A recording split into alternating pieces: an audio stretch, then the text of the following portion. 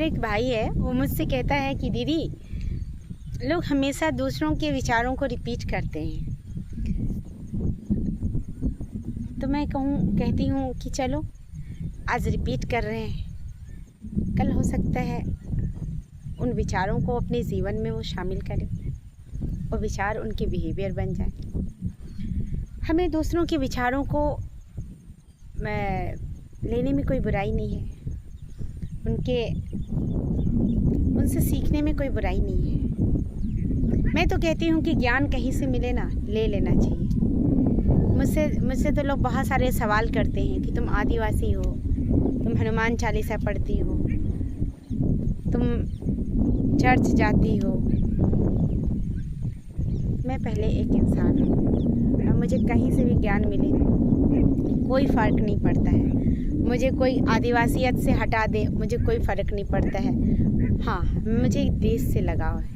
मैं भारत देश की नागरिक हूँ और मेरे भारत देश ने ही मुझे ये अधिकार दिया है कि मैं चाहूँ तो रामायण पढ़ सकती हूँ, मैं चाहूँ तो गीता पढ़ सकती हूँ, मैं कुरान पढ़ सकती हूँ, मैं बाइबल पढ़ सकती हूँ, मैं अपने सरना कल्चर में अपने प्रकृति से जुड़ सकती हूँ। ये मुझसे कोई छीन पाएगा क्या? बोलो। मैं इंसान हूँ भाई, और मुझे इंसान बने रहना है। ना मुझे हिंदू बनना है, ना मुसलमान बनना है। हाँ, मैं आदिवासी परिवार में पैदा ली हूँ, इस वजह से मैं आदिवासी हूँ बाय बर्थ, लेकिन मैं दिल से सबसे पहले एक अच्छी इंसान हूँ।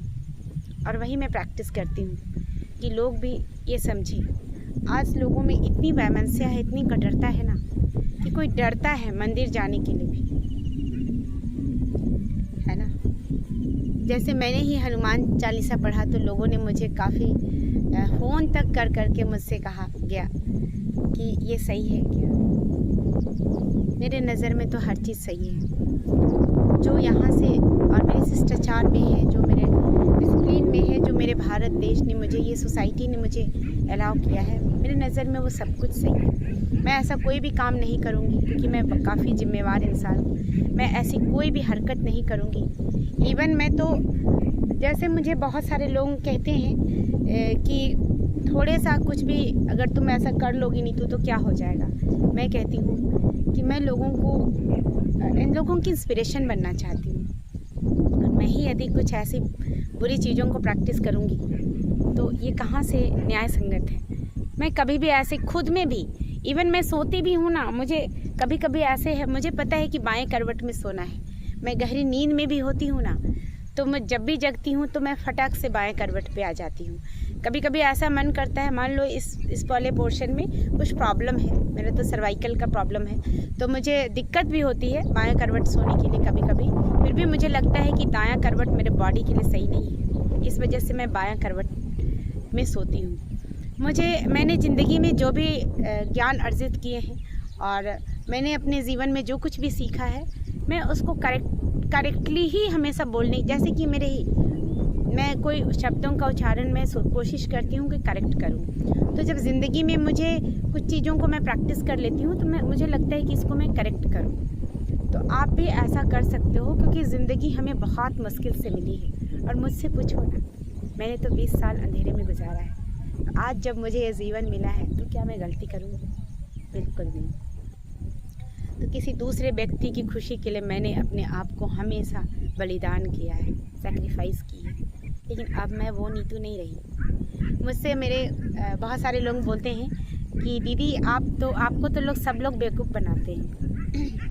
जैसे मेरे ही घर में कुछ कंस्ट्रक्शन हो रहा है ना, तो बहुत सारे लोगों से मुझे आज ज़रूरत पड़ती है कंस्ट्रक्शन, बिल्डिंग मटेरियल, सब चीज़ों के लिए। तो कुछ लोग मुझसे पैसे ज़्यादा ले लेते हैं, है ना, कुछ लोग मुझे बेवकूफ़ बनाते हैं। मैं वहाँ पे एक बात बताती हूँ और मैं उनको भी कहती हूँ, वो मुझे बेवकूफ़ नहीं बना रहे हैं, ठीक ना, वो खुद को बेवकूफ़ बना रहे हैं और इसका खामियाजा उनको मिलेगा ही मिलेगा। मैं ऐसा नहीं है कि मुझसे मतलब कोई मुझे आके कुछ भी बोल दे या मेरे ऊपर कचरा डाल दे तो मैं बिल्कुल सहने वाली इंसान हूँ, बिल्कुल नहीं। मैं सहने वाली नहीं हूँ, लेकिन मेरे विरोध करने का तरीका वो नहीं है जाहिलों वाला। मैं विरोध करती हूँ, वो भी बहुत सदाचार में रह के विरोध करती हूँ, क्योंकि मैंने ज़िंदगी में यही चीज़ सीखा है कि किसी को सुधारने के लिए मैं उसके जैसा नहीं हो सकती। यदि मान लो कोई असामाजिक तत्व है, कोई क्रिमिनल है, यदि मुझे सुधारना है तो क्या मैं उसकी जैसे हरकत करूँगी? किसी ने मुझे गाली दी, क्या मैं उसे गाली दूँगी? फिर मुझ में और उसमें क्या अंतर रह जाएगी? इसलिए मैं वैसा नहीं कर सकती हूँ, क्योंकि मुझे ये बनने में, नीतू को यहाँ बनाने में मुझे बहुत स्ट्रगल करनी पड़ी है, बहुत टाइम लगा। और मैंने नहीं, इस नेचर ने मुझे ऐसा बनाया है और मैं इस नेचर की शुक्रगुजार हूँ और मैं सपोर्ट करना चाहती हूँ उस नेचर को। आप भी मेरी तरह इस नेचर को सपोर्ट कर सकते हो, अपने दायित्वों को आप निभा सकते हो, अपनी जिम्मेवारियों को समझ सकते हो। और जब आप पढ़ रहे हो, समझ रहे हो, तो हर चीज़ें आपको कोई सिखाने नहीं आएगा। जैसे हमें किसी ने नहीं सिखाया, हमसे गलतियाँ हुई है। आज तो लोगों के पास भरे हुए हैं लोग, मेंटोर भरे हुए हैं। बस आपको हिम्मत करनी होती है कि आप अपने आसपास ढूंढो। बहुत सारे अच्छे लोग, ज्ञानी ध्यानी लोग बैठे, मेंटोर, गाइड, टीचर बैठे, आप उनसे सजेशन ले सकते हो। हमारी झिझक, हमारी हेजिटेशन जो होती है ना, हमें आगे बढ़ने नहीं देती है। उस हेजिटेशन को बर्न करा दो और फ्लश कर दो।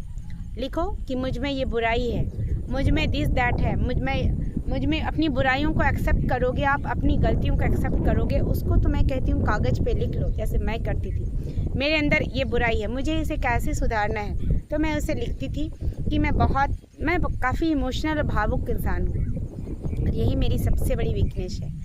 और लोग बोलते हैं कि जैसे मैं पहले तो नहीं मानती थी, लेकिन अब धीरे धीरे मेरा ज्ञान बढ़ रहा है। मैं क्योंकि स्पिरिचुअल जर्नी में काफ़ी बढ़ रही हूँ, तो चंद्र ग्रह जिसका स्ट्रॉन्ग नहीं होता है वो इमोशनल होते हैं, डिप्रेशन वाली फीलिंग्स आती है, दिस दैट। तो मैं इसके लिए मेडिटेशन करती हूँ, योगा करती हूँ और अपनी माता के साथ अपना बिहेवियर को मैंने अच्छा किया। और जब से ये वर्क करती हैं, पहले मैं इन सब चीज़ों को मानती नहीं थी, जब से मैंने अपनी माँ के साथ बिहेवियर अपना बदला है, माँ को आज गले लगाती हूँ मैं, है ना, तो मेरे अंदर ये कॉन्फिडेंस बढ़ रहा है ना। मुझे अब जगह जगह पर मैं दुखी नहीं होती हूँ या रोती नहीं हूँ, कहीं डिप्रेशन में नहीं जाती हूँ, इवन मैं बहुत खुश रहती हूँ।